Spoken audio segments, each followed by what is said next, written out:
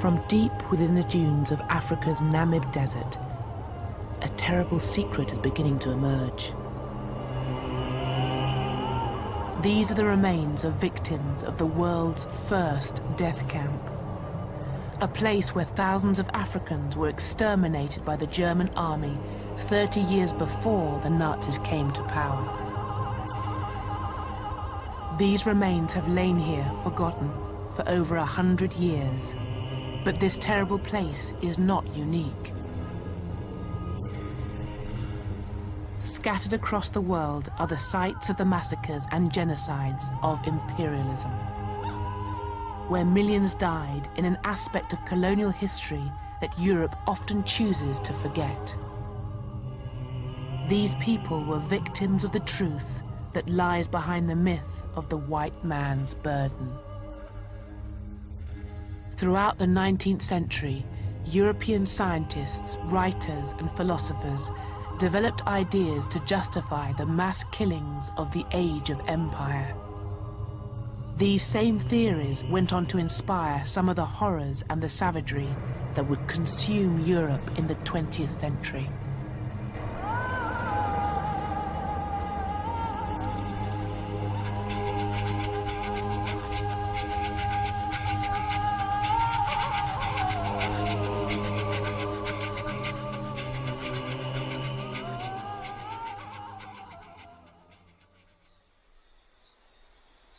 The 19th century was to end with the worst crimes of empire, but it began with a great moment of optimism. In the 1830s, in the great plantations of the Caribbean, Britain prepared to become the first nation to end slavery. 750,000 slaves across the Caribbean were about to be freed, and as Britain basked in her sense of national benevolence, it was presumed that the grateful slaves would transform themselves into a hard-working and Christian peasantry.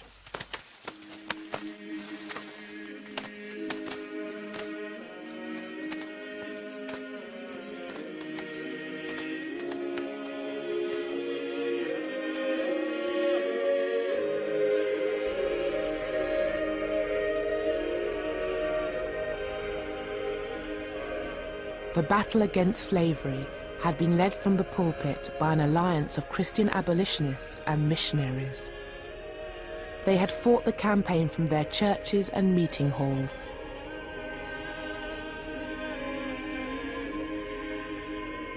In the 1830s, it was their views that dominated the national debate on race. When slavery was finally abolished, there would have been an enormous sense of elation and achievement on the part of the abolitionists. Don't forget, this was a 50-year campaign from 1787 onwards, involving hundreds of thousands of ordinary British people, petitions, etc. So that when slavery was abolished, the abolitionists had won, a sense of triumph. I think they also felt that that question, am I not a man and a brother, was answered. The abolitionist response to that great question was that although men and brothers, black people were lesser men and lesser brothers. I think in that moment, the dominant perspective is of a hierarchical racial order, but one in which it's a question of culture and civilization. They certainly do not think that black people are equal to them at this time. They think maybe at some time in the future they will be equal. The mission to raise up the black and brown peoples of the world to the supposedly superior level of white Englishmen was not to be confined to the former slaves. This was to be the great task that would justify the expansion of the British Empire. The abolitionists satisfied one aspect of their tutelage and governance of black people, in that they fought and won for the freedom of black people. The next step was to send your stormtroopers, your missionaries, into Africa and the Caribbean to finish off the job, as it were. You know, these are heathens who have to be brought into the fold of Christianity. That notion of giving civilized values and modes of behavior to other peoples, that's the ideology that underpinned the empire. In the empire that the missionaries and abolitionists set out to create, indigenous peoples would see their cultures destroyed and their religions eradicated. And yet all this seems almost benign when compared with the grim reality of what imperialism became. Because during the 19th century, their dream was gradually overwhelmed by another vision. One that claimed that the dark races could not be civilized and should instead be exterminated.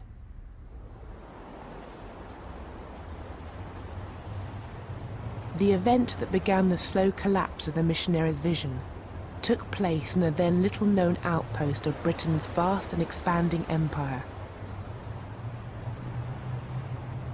This is Tasmania, on the southern coast of Australia. What the British did on this small island was to resonate down through the Victorian age.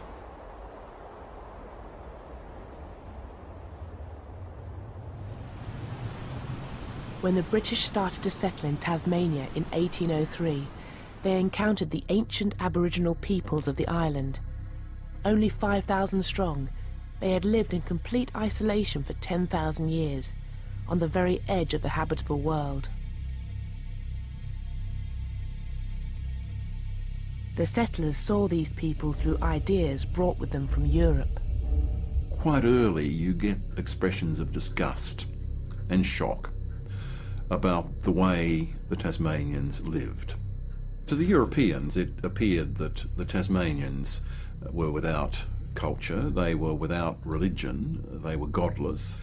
So they looked upon the Tasmanians as people who'd been left behind by history.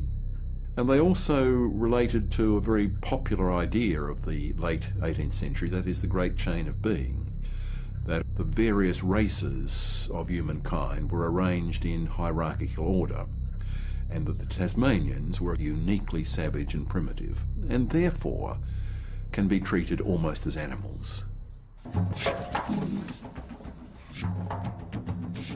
The British set about building a new capital and settling the surrounding countryside, land that for millennia had been the prime hunting grounds of the Aboriginals.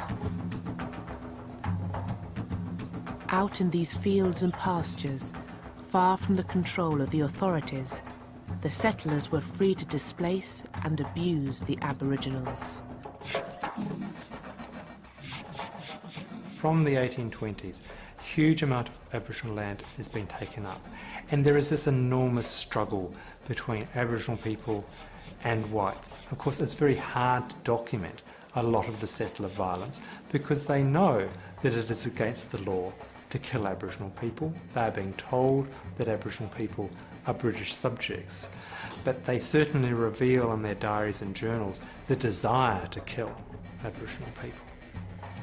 What became known as the Black War was a hidden conflict. The landscape itself was the only witness. The British settlers killed any Aboriginals they encountered. Whole groups were massacred. Kidnapping and rape became commonplace. The Aboriginals regularly attacked the settlers as they fought desperately to defend their land. And as the death toll rose, fear fused with hatred. In such circumstances, it was very easy, on both sides no doubt, to regard the other side as being totally subhuman. I've got no doubt that the Aborigines thought the Europeans were people totally without morality or without any restraint. Equally, the Europeans slipped very quickly into a view that these people were animals and savages. So that conflict in such a racially divided society so easily tips over into an extreme feeling of hatred. The death toll of the Black War had terrifying implications for the Tasmanian Aboriginals. The British, who arrived in ever-increasing numbers, could replace their dead. But the Aboriginals, only 5,000 strong before the war, could not. And by the end of the 1820s, they were at risk of being completely annihilated. The only man who had any hope of halting the violence was the colonial governor, George Arthur. Now, the governor of Tasmania is an evangelical. He knows Wilberforce, And he is aware that his future and his reputation depends on how he deals with this problem above all else. Now, he's already been warned in the late 1820s by the British government that the rapidly declining numbers suggests that these people might be exterminated. And were this to happen, it would be an indelible stain on the reputation of the British Empire, but by implication it would be disastrous for his career.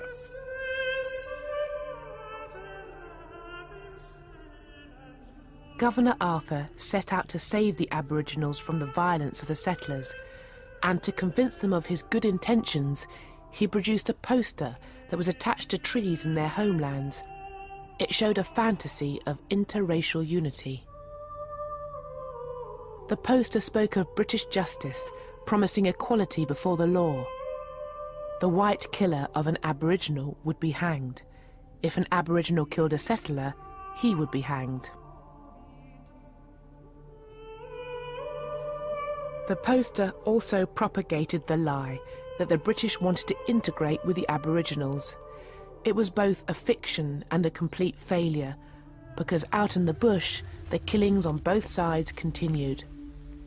And in 1830, Governor Arthur embarked upon a new policy. He ordered the army to sweep across the area of European settlement in an attempt to capture the remaining Aboriginals.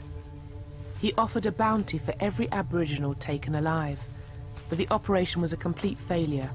Only 2 were captured, an old man and a young boy.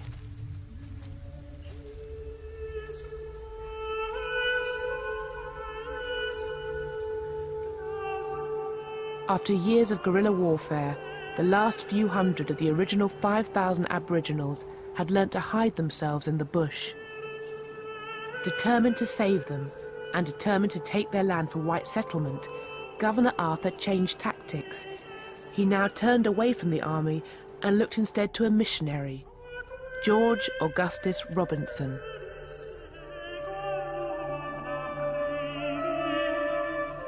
He was the leader of a band of Aboriginal converts and was now hired to go into the bush and bring in the remaining Aboriginals.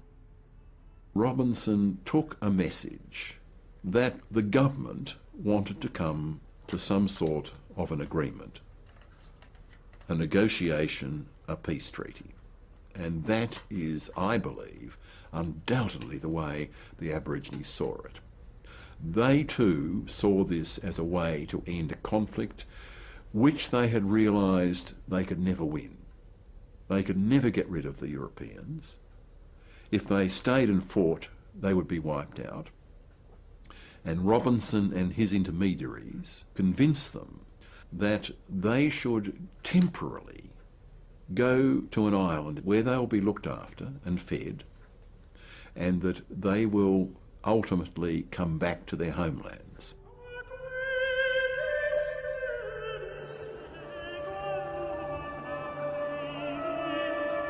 The island was called Flinders Island, and 300 Tasmanian Aboriginals who had been collected by Robinson were transported here.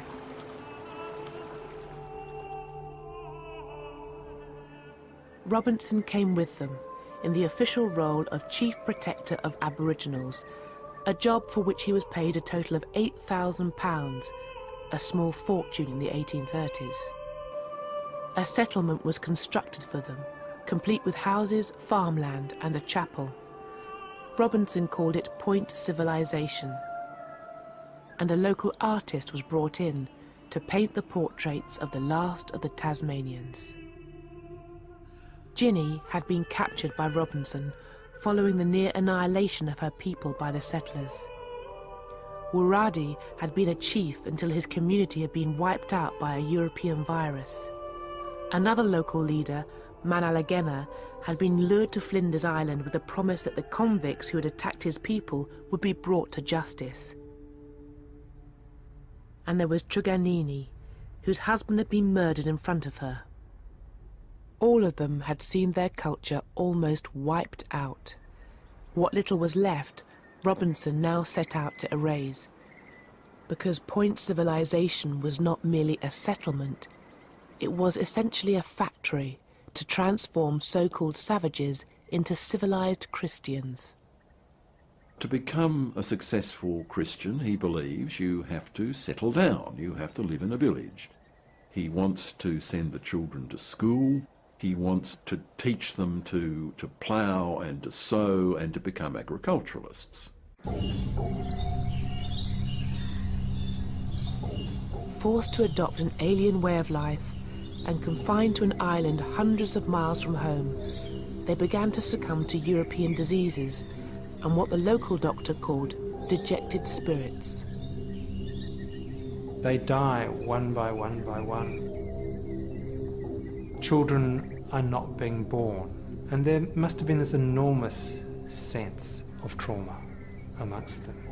A people that had once been strong and healthy, suffering this enormous decline within a generation. George Robinson, the supposed saviour of the Aboriginals, was reduced to sketching out his plan for their future graves. Frequently he cries with the mourners, he weeps himself, he's so moved by their fate. But ultimately he says, well, it is better that they die here having learnt the message of the Gospels rather than be killed in the bush by the settlers. He finds a way to ease his own conscience so that Robinson's own beliefs, you see, protect him against a full accounting of what he was partly responsible for.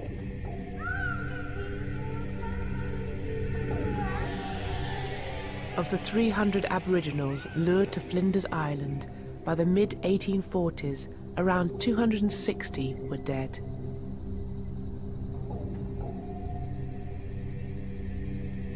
Ginny, Manalagena and Wiradi had all succumbed.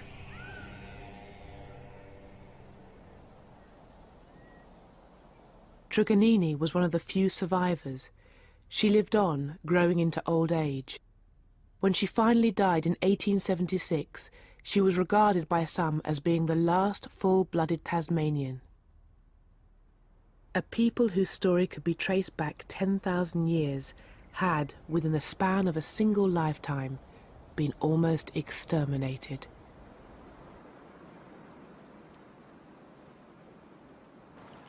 What had happened in Tasmania was far from being a unique event. Across the world, indigenous peoples were being pushed to the brink of extinction. In the South African Cape, the Khoisan peoples had been driven from their land, enslaved and killed in their thousands by British settlers and the Boers. The same forces had also attacked the ancient San Bushmen of the Kalahari, hunting them down as if they were animals.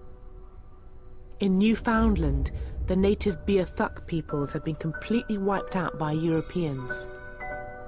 And in South America, wars of extermination sanctioned by the Argentinian government were raging against the Pampas Indians. Everywhere, it seemed, white settlers were destroying indigenous peoples.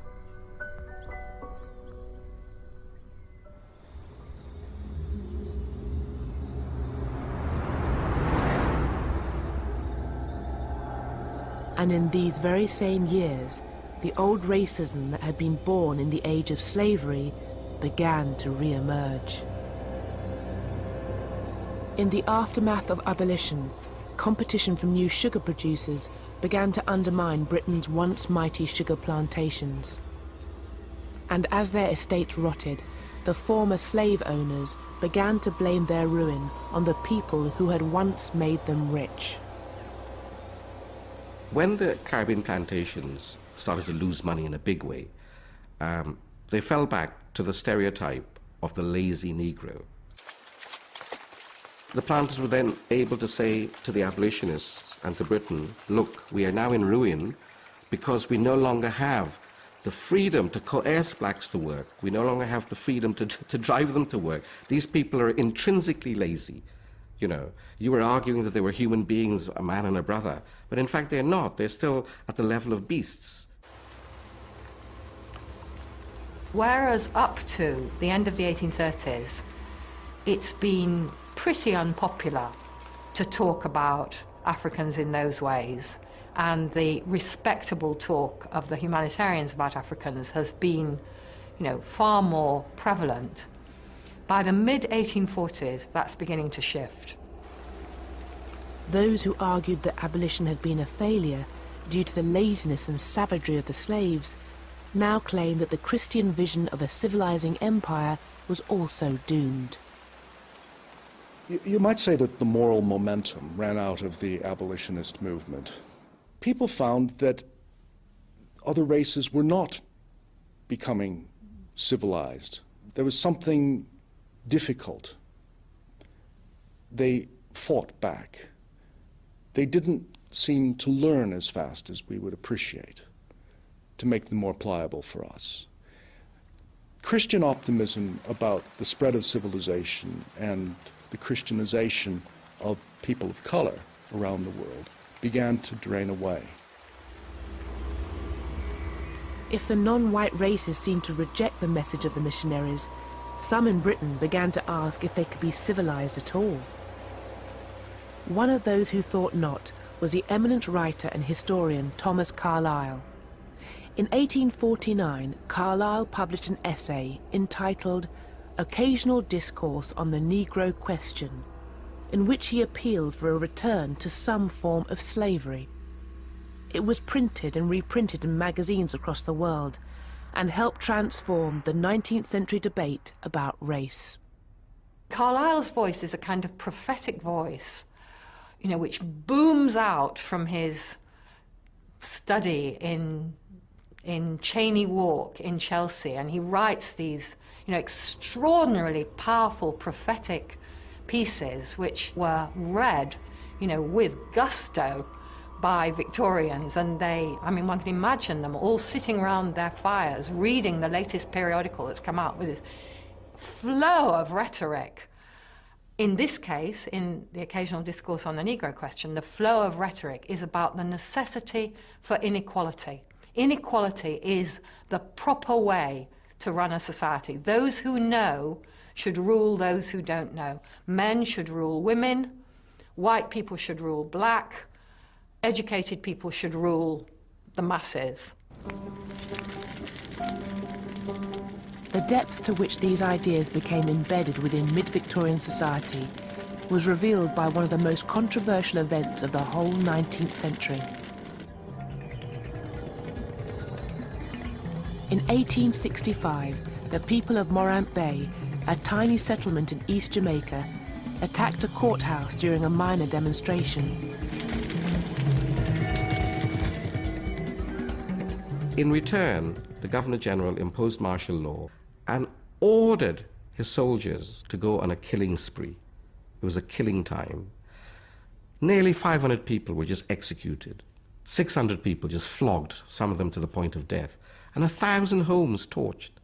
Enormous disparity in terms of the retaliation against these people. And you know, when all this was being done, the so-called rebels didn't put up a fight.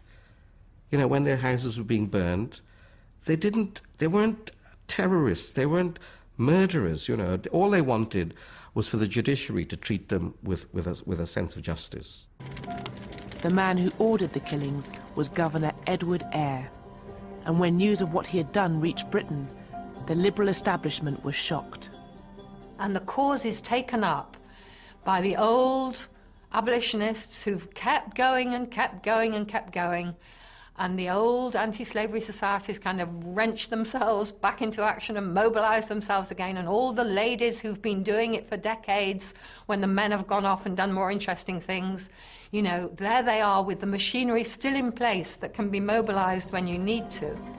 Their tactic was to put Governor Eyre on trial for mass murder, but in court he was acquitted, due in part to a huge wave of popular support. He had the whole of the House of Lords, parliamentarians, bishops, priests, the establishment, the aristocracy backing him, saying that it was justified he was justified in imposing severe order in these people because that's the only language they could understood, because the black people were brutes. Eyre's defense was orchestrated by the high priest of the new racism, Thomas Carlyle. But behind him stood many members of the British literary elite, all of whom made known their support for Governor Eyre and his actions at Morant Bay. The art critic and writer John Ruskin, the author of Vanity Fair, William Makepeace Thackeray, the Reverend Charles Kingsley, writer of the children's classic The Water Babies, and Charles Dickens, the most celebrated author of the century. The notion of treating other people with some degree of justice and rule of law finally went out of the window and was demolished in the 1860s over Morant Bay. You know, from then on we knew that the empire was about ruling people with the maximum degree of coercion.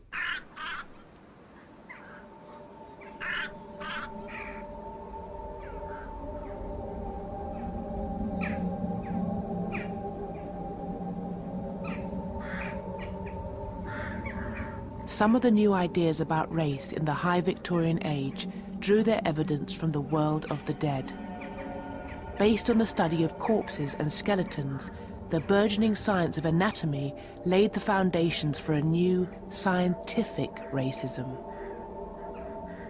In Britain, the most important race scientist was a now forgotten Edinburgh surgeon. Ruined by a body-snatching scandal in the 1820s, he had fled Britain in disgrace. But in the 1840s, Dr. Robert Knox resurfaced with the publication of a new book. Race is everything. Literature, science, art, in a word, civilization depends on it. For Robert Knox in that book, race is everything. It determined your character, it determined your position in civilization, it determined your destiny. Can the black races become civilized? I should say not. He saw racial conflict and extermination happening all around the world. It was natural for him to believe that racial types were bound to struggle and that the superior races would dominate the naturally inferior ones.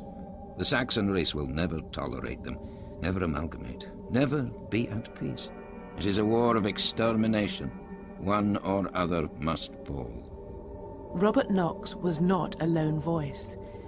In America, a group led by the renowned craniologist Samuel George Morton had begun to collect the skulls of different races and compare them. Skulls were chosen to be measured because it was reckoned that the skull was the container of the most important part of the human body, the brain. The bigger the skull, the bigger the brain. The shape of the skull, the shape of the brain. The American School of Race Scientists concluded that the races, as measured through their skulls, were so different as to be separate species. Tasmanians, Africans, American Indians were not the lower races of men. They were perhaps not fully human at all.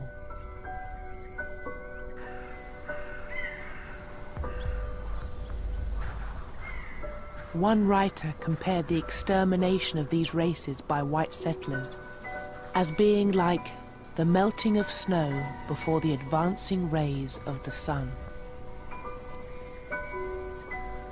But the theory that was to have the most powerful impact upon race came not from the anatomists or the skull measurers, but from the work of one of the 19th century's greatest minds.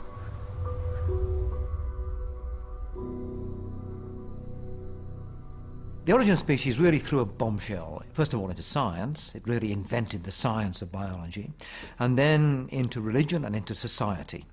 And what Darwin did in some ways was to give an alibi for being a judge. If evolution had changed the races and the species of the world, why hadn't it done the same to humans? Many believed that Darwin's laws had done just that. Natural selection, they claimed, neatly explained and justified the global expansion of the great British race. Life favors a hierarchy of specialists. And you find that throughout the plant and the animal world. There are bugs on top of bugs on top of bugs, each one surviving at another's expense, each one filling a niche that another can't occupy.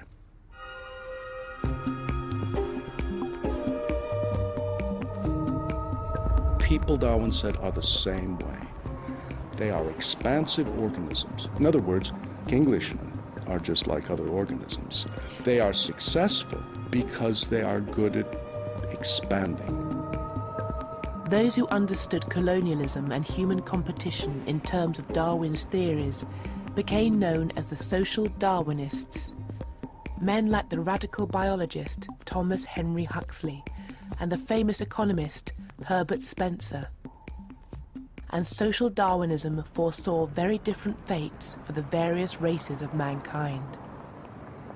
Evolution was in operation. It was advancing the most recently evolved, the most successfully evolved, that is, the Northern Europeans and the British. But evolution also suggested that there had to be losers in this great cosmic process. And the losers were those peoples who could not compete. And once put into competition with superior races, were doomed to disappear. And this was likely to happen to all the native peoples in North America, in the Pacific, and in Africa. Across the world, the crimes of imperialism now came to be taken as proof that the social Darwinists were right.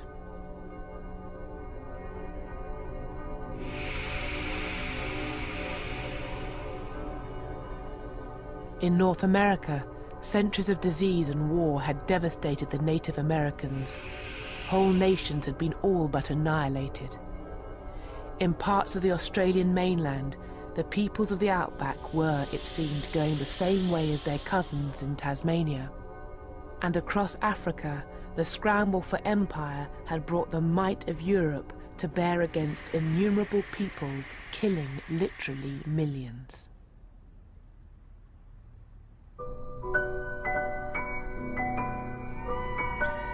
The social Darwinists predicted a future in which these races, like many animal species, would only be remembered as curios, stuffed exhibits in anthropological museums. The white man's burden and the Christian dream of benign imperialism were rendered obsolete. Old missionaries who still talked about the equality of humanity and talked about everyone descended from Adam and Eve and talked about that the truth, the only truth, came from the Bible, were seen as being extraordinarily old-fashioned, who simply had failed to come to terms with the great scientific thinking of the age. And these racial theories were not only applied in new colonies, but also in the oldest parts of the empire. In the traditional story of imperialism, British India has usually been represented as an example of benign imperial rule. The British Raj, we are told, was run by men who were competent, professional and wise, men who brought order and prosperity to a chaotic land. But there is an aspect of Indian history that has been written out of this account of the imperial past. In the mid-1870s, the Great Deccan Plain of India was affected by the climatic phenomenon we now know as El Niño, and within months, millions of peasants had begun to starve. The monsoons had failed, people had eaten their food reserves. India stood on the precipice of a great human tragedy. At this point, the Viceroy of India, Lord Lytton, was totally absorbed in what was probably the largest party in world history, celebrating the coronation of Queen Victoria as Empress of India. This is one of the great catering feats in history, since it meant wining and dining more than 60,000 satraps and princes and retainers and friends of the British Empire in India over the course of a long week.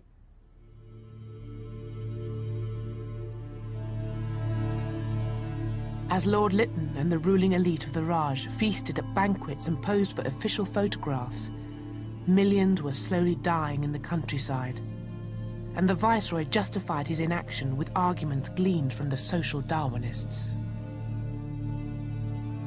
This was a very, very crass use of a Darwinian evolutionary notion of survival of the fittest, whereby a famine could be actually seen as an instrument of Darwinian winnowing.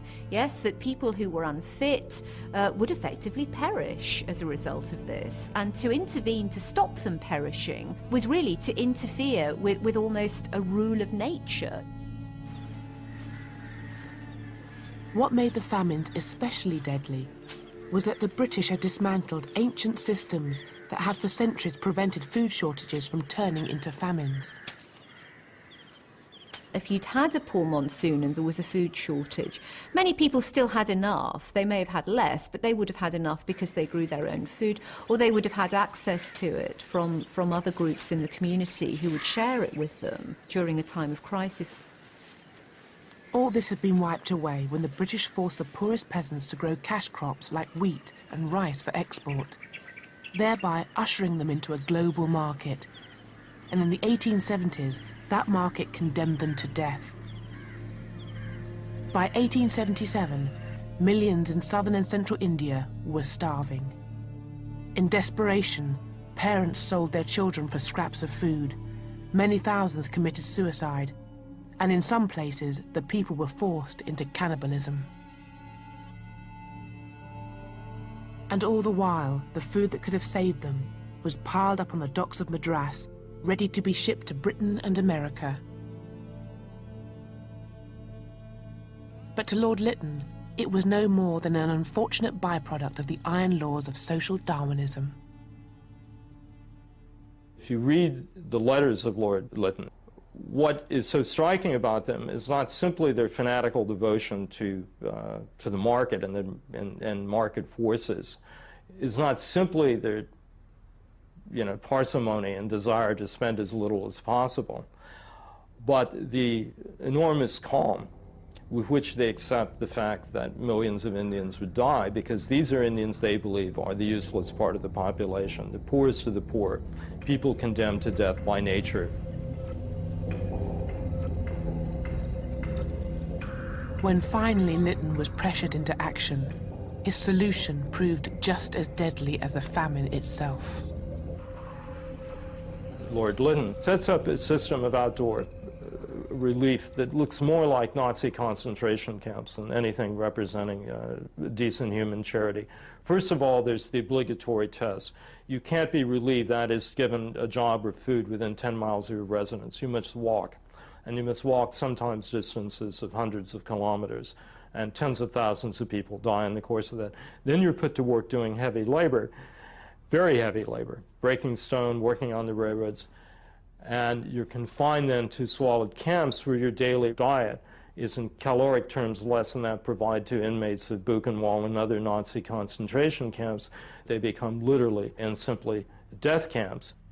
And perhaps worst of all, children were now too weak and small to do the necessary work. Children became the main victims of Lytton's cool-hearted policy.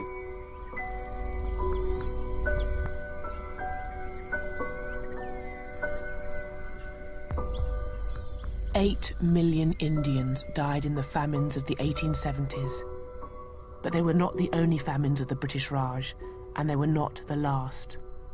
Famines returned in the 1880s and the 1890s, and in all, almost 30 million Indians starved to death under British rule. A story airbrushed out of the glorious accounts of the Raj and the men who ruled over it.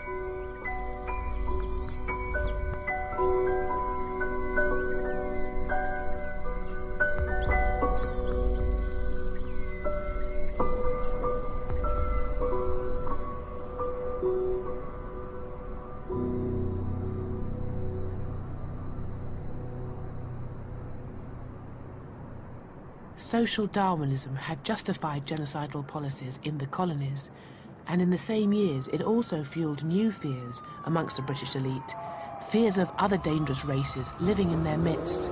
the working classes of their own cities. Race and class are actually very close to each other. If you look at books about race around Darwin's time, they often talk about the Cockney race, the English country race, the Scottish race. There were drawings of the head of a typical member of the Cockney race, and the word was used quite seriously. There were maps made of where the criminal races lived. These were the rookeries. This was the East End, the melting pot of all the horrors that were going to go out and infect the rest of the population. Race scientists and social reformers visited prisons to study the criminal races at first hand, and among them was Charles Darwin's cousin, Francis Galton. Galton was terrified by the fact that the underclass were reproducing faster than the middle classes. Darwinian law had, it seemed, been turned on its head. The least fit were surviving. Reversing this situation became his mission. Darwin had looked backwards, where had we come from? Galton turned the telescope round and looked forward. Where were we going? And he devoted much of the rest of his life to the idea of understanding Homo sapiens, us, as a species, and trying to direct where Homo sapiens was going to go in order to become more sapient, more wise in the future, more of a genius, and less of what he saw, more stupid, more ignorant, and more decayed. Galton designed a new science of human selective breeding. He dreamed of encouraging the middle classes to have more children and inhibiting breeding amongst the lower and criminal classes. And he named his new science eugenics. In the last decades of the 19th century, it became widely respected, attracting an array of high-profile supporters. They included many of the great figures of the late 19th, early 20th century, people like George Bernard Shaw, H.G. Wells, Winston Churchill, all of them absolutely convinced eugenicists.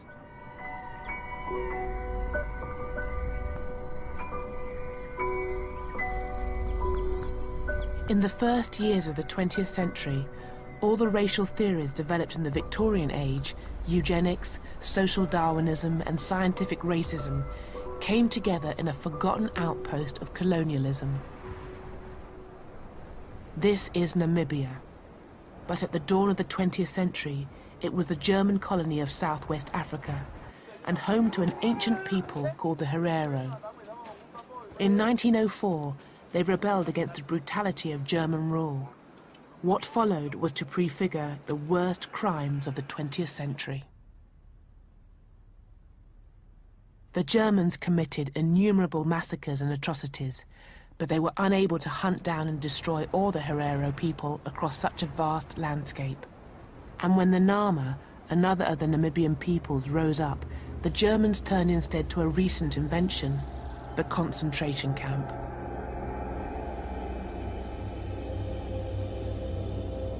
In these camps, the Herero and Nama were imprisoned and enslaved.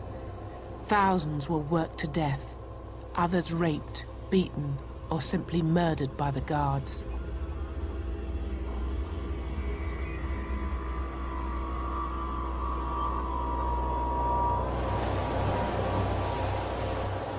The most infamous and deadly of the camps was at a place called Shark Island. Shark Island was established for the express purpose of killing people. Anybody placed on that island, everybody knew they were going to die. People knew that, the German officers knew that. If I were to have to use the language of the Nazi period, then I would certainly see Shark Island as a death camp. The people were band together in Shark Island from all over Namibia. Hereros, Tamaras, Bushman, Nama. And they had cool-blooded murder there. My own family, my ancestors, they were also killed there. In this desolate place, on the southern edge of Africa, 3,500 people were exterminated, with the speed and efficiency that was to become the hallmark of 20th century slaughter. The genocides which took place in Namibia in 1904 to 1909, they are the precursor to what happens in the Nazi period. They are the precursor. They have the same symptoms in the sense that you can see the bureaucratization of mass killing. And this, for me, is the central thing. This is not just killing for killing. No. It's a combination between killing and bureaucracy. Today, Shark Island is a campsite for tourists. The Africans who were frozen and starved to death here have been almost erased from memory.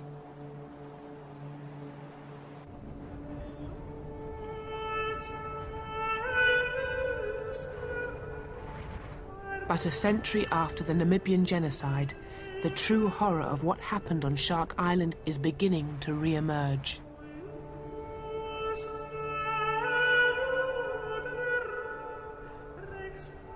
In a recently discovered mass grave, just a few kilometers from the site of Shark Island, lie some of the victims of the 20th century's first genocide.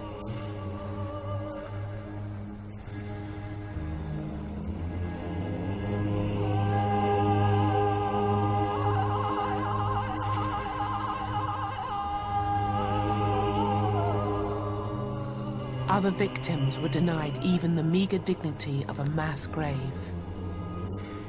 They became the raw material of racial science.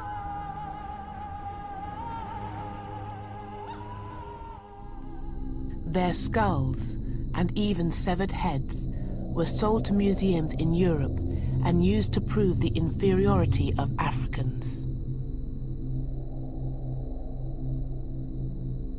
The trade in skulls was so accepted that it was even depicted on a postcard.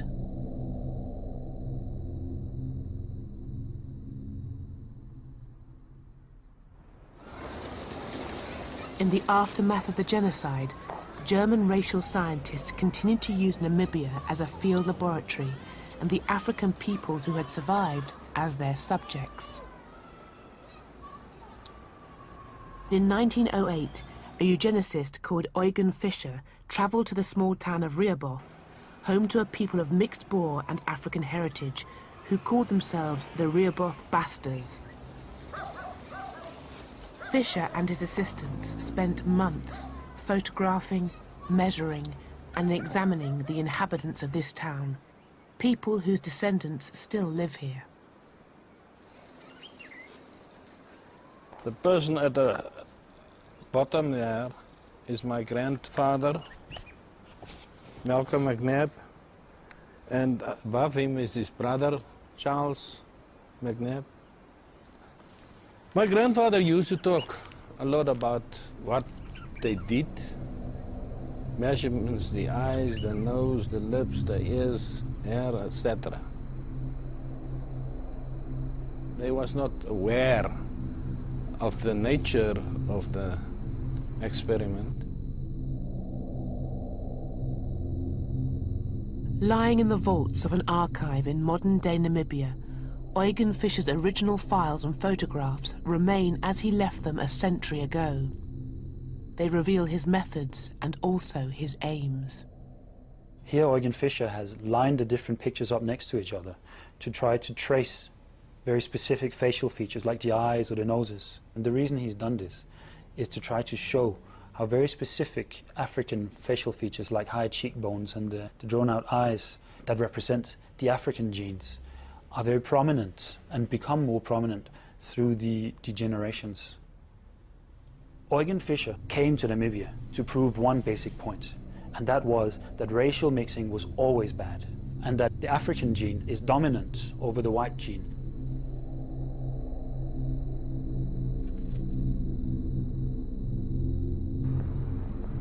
Fischer's work in Rehoboth sealed his reputation as one of Germany's leading racial scientists. It also brought him recognition from a nation that was then experiencing the greatest influx of immigration the world had ever seen. In the first years of the 20th century, the ethnic makeup of America was being transformed as millions of immigrants poured into her great cities. Many of those who feared that mass immigration would lead to widespread racial mixing looked to the ideas of eugenics, an increasingly powerful science. Eugenics flourished, mutated, and went out of control when it got to the United States. And the irony is that the eugenics movement in the United States, which certainly descended directly from Galton, had the great advantage of having a lot of money, a huge amount of money. Some of that money was used to establish the Eugenics Records Office, ran by the infamous Charles Davenport. In order to defend the health and purity of the white race, Davenport and his followers sought to identify those classes and those races in America whom they considered genetically unfit. Identified and monitored, the scientists would then take control of their lives and their fertility.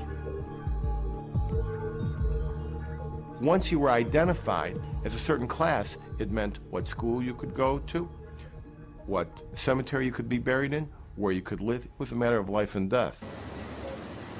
Marriage laws were established in dozens of states around the United States, saying that people could not marry outside of their group. Blacks could not marry whites, Indians could not marry blacks. In Virginia, if you married the wrong person, meaning interracial marriage, they would unmarry you. They would invalidate your marriage. 27 states passed eugenics marriage laws, and the eugenicists spread their message using the new medium of cinema.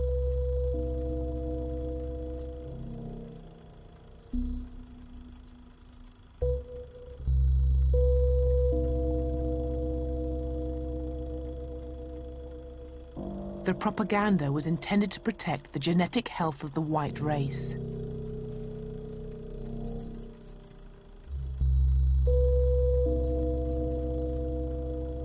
This would be achieved by eradicating those deemed unworthy through forced mass sterilization.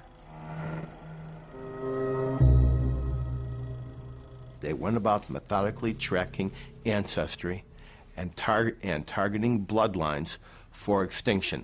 That's eugenics, the effort to create a white, master, blonde, blue-eyed master race by wiping out other bloodlines until they were left only with themselves and people who resembled themselves. And what's important here is that these people thought they were saving humanity. These people thought they were liberals. They were reformers. Eugenics was a worldwide movement. In Sweden, an official program forcibly sterilized 60,000 people, mental patients and members of the ethnic minorities. In Britain, the Eugenics Society received widespread support from across the political spectrum.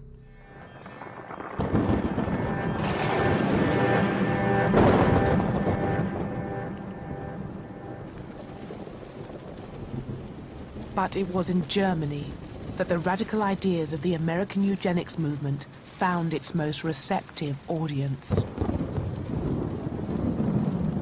Anything connected to America would seem to be modern, progressive, scientific, democratic, reasonable, so it must be good. America was the future, the force of the future. Secondly, I think that many European eugenicists, including the Germans, liked the tone adopted by American eugenicists, which was very radical and sort of no-nonsense, and they didn't use euphemisms. They said exactly what they meant. The Americans provided more than just inspiration. American foundations also bankrolled the development of German eugenics. This was the Kaiser Wilhelm Institute of Anthropology and Human Heredity.